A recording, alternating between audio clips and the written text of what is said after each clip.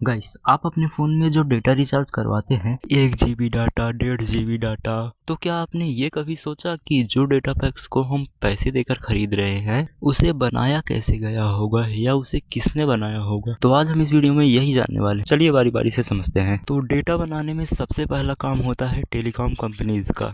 ये वही कंपनीज होती हैं जिनका सिम कार्ड हम अपने फ़ोन में यूज करते हैं। तो ये कंपनी सबसे पहले अलग अलग शहरों और गाँव में टावर्स लगवाती हैं और उन सभी टावर्स को वायर्स के थ्रू एक डाटा सेंटर से कनेक्ट कर देती हैं।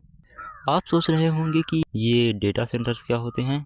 तो सरल भाषा में कहें तो ये कुछ बिल्डिंग्स होती हैं जिसके अंदर बड़े बड़े हार्ड ड्राइव्स रखे होते हैं और आप इंटरनेट पर मूवीज़, वीडियोस, ऐप्स जो कुछ भी सर्च करते हैं उसकी सभी फाइलें यहाँ पर पहले से स्टोर्ड होती हैं। ये तो बात हो गई डाटा सेंटर्स की। तो वापिस अपने टॉपिक पर आते हैं।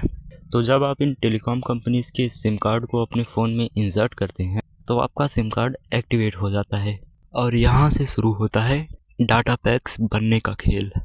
तो जैसे आपने 1 GB डाटा का रिचार्ज करवाया तो ये बात कंपनी के सिस्टम में रजिस्टर हो जाती है कि यह मोबाइल नंबर वाला पर्सन जब भी इंटरनेट पर कोई भी फाइल सर्च करके डाउनलोड करने की कोशिश करेगा तो हमारे टावर्स वो फाइल डाटा सेंटर से मांग कर उस स्मार्टफोन तक सिग्नल के थ्रू पहुंचाएगा।